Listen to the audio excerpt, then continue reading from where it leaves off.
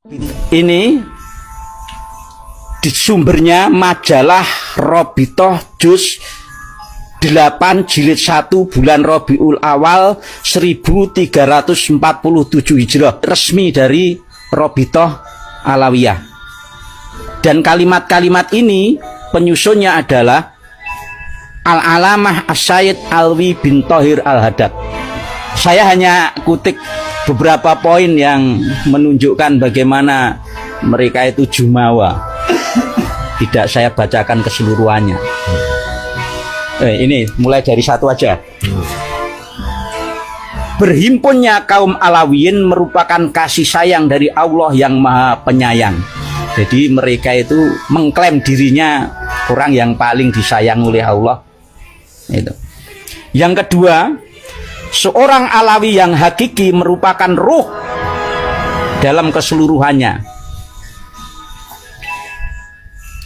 Yang ketiga, jika seorang Alawi menentang para pendahulunya, maka ia kehilangan akhlak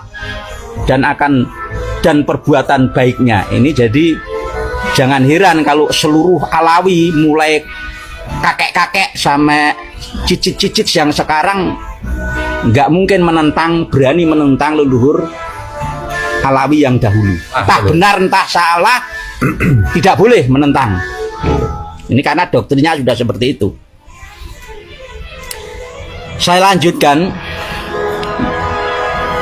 Jika saja kaum Alawiyin tidak berpegang teguh dengan pegangan kafaah, ini yang menjadi problem kita ini, maka sudah jatuh akhlak mereka sejak dahulu. Nah ini yang kita sering paling rasis ini.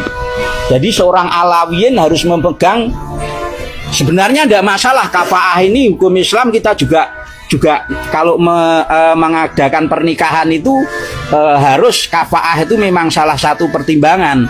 Tapi yang salah itu kafaah itu ditafsirkan oleh mereka. Kalau seorang Habib harus menikahi Habibah itu. Kalau tidak berarti tidak kafaah. Kalau sampai Habibah itu dikawini oleh pribumi, maka itu dosa besar. Bahkan andai kata dosanya itu, andai kata bisa mengembalikan keperawanannya saja, tidak cukup untuk menebus dosanya. Rahasia umum ini tentang doktrin kafaah yang ditafsirkan menurut kehendak mereka sendiri. Kita tahu kok kafaah itu yang bagaimana, tapi menurut mereka ya itu kafaah. Terus selanjutnya yang saya poin yang ke-10, kekayaan kaum Alawiyin di Jawa akan kembali menjadi kemiskinan yang parah dan bercerai-berai selama mereka tidak memelihara pagar agama dan tolong menolong di antara Alawiyin ini.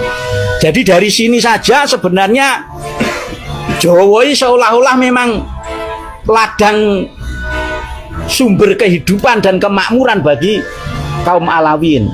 Sampai dituangkan di dalam doktrin ajaran di antara Alawiyin sendiri. Jadi hasil kerja mereka di Jawa, mengeruk kekayaan orang Jawa, itu kalau tidak dimanfaatkan untuk saling menolong di antara mereka, maka oleh kata mereka tidak ada keberkahannya. Nah, pokoknya wong Jawa baru kebagian apa nih? Ini yang 12 nih. Ini benar-benar sangat-sangat melecehkan saya sebagai orang dusun ini. Jika seorang Alawi bercampur dengan orang dusun, ia akan menjadi beku dan membatu. Dan jika ia terlalu bercampur dengan orang-orang umum, maka ia akan menjadi terlalu longgar sehingga tak dapat menjadi kokoh sebagai seorang Alawiyin. Gendeng gak ini? Tapi herannya saya loh ya. Kok ya ono wong sing percaya? Logikanya di mana para muhibin? Ini saya teruskan ya. Ini iming-iming bagi kaum muhibin. Makanya muhibinnya itu mesti paten karena sudah diiming-imingi di sini. Jika perasaan untuk membela kaum Alawiyin mengalir dalam tubuh seseorang, maka berilah kabar gembira bahwa mereka adalah orang-orang yang akan memperoleh keagungan dan kemuliaan. Ini tapi heran saya dulu kok ya iso ya. Enggak apa-apa. Sekarang bagaimana nggak tertarik wong kalau kita membela Alawi dijanjikan kemuliaan dan keagungan. Siapa sih nggak pengen? Oh, manusiawi kan. Orang-orang Alawiyin akan mendapatkan manfaat dengan perhimpun, tetapi tolong menolong mereka antara kaum Alawiyin semakin kuat.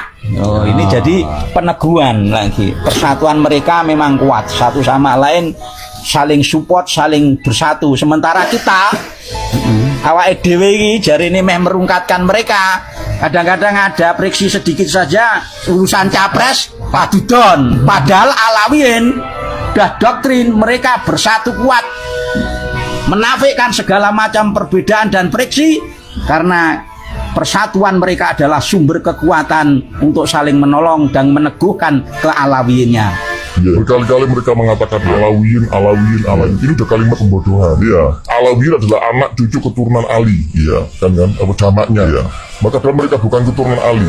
Mereka keturunan Yuya. Pertanyaannya kan sekarang begini, ketika kemudian mereka mengatakan bahwa bersatu padu, ya ini adalah bagian dari persengkokolan jahat itu ya. Terus kemudian orang-orang kita pribumi yang hanya menjadi objek penderita. Nah, ini harus segera disadarkan dengan segala macam cara.